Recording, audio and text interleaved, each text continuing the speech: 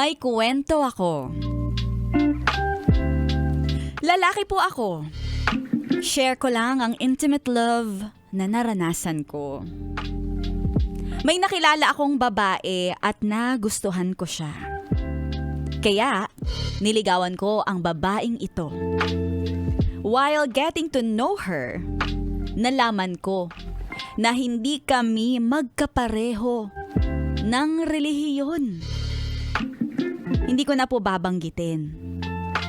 Pero mahigpit sa religion ng babaeng gusto ko ang pagkakaroon ng karelasyon na iba ang relihiyon. Kung maaari lang at gustuhin ng tao na magpa-convert, mas nararapat daw yun. At si girl, mabait naman siya at sabi niya nga nirerespeto niya ang pagiging ibang relihiyon ko pero bawal ito. Sa loob-loob ko nga jojowain lang naman kita, hindi pa naman kita kasawahin Pero sinabi ko sa babaeng gusto ko, papatunayan ko na malinis ang intensyon ko. Kaya itutuloy ko ang panliligaw kahit anong mangyari. Nagpa-convert ako sa religion ng babaeng gusto ko. Naging kami. Yung relasyon namin nakasentro sa aming iisang pinapaniwalaan.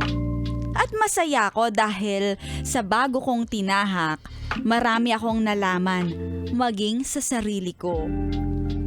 Laking pasasalamat ko sa girlfriend ko dahil nakita ko yung purpose ko sa buhay. Nagkaroon pa ako ng katungkulan sa pananampalataya. Ay, sana all may purpose in life. Kaso habang tumatagal kami ng girlfriend ko, nakikita namin na hindi kami para sa isa't isa.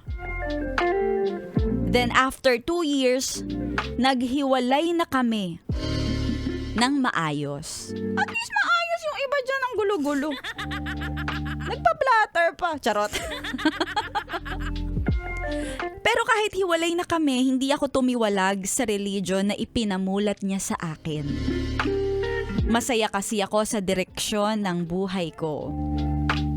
Masaya din naman ako sa dati kong religion. At nirerespeto naman yon ng family ko dahil matanda na ako, may sariling desisyon na ako.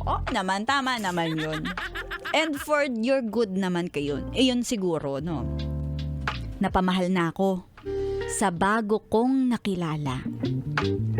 At kung may makikilala naman akong tao o babae na mamahalin, kahit na hindi kami magkapareho ng relihiyon, hindi ko siya pipilitin.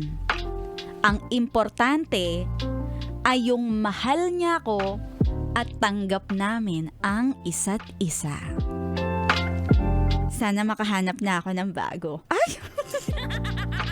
May pahabol pa tong MILF body sender natin. 101.1 Yes FM.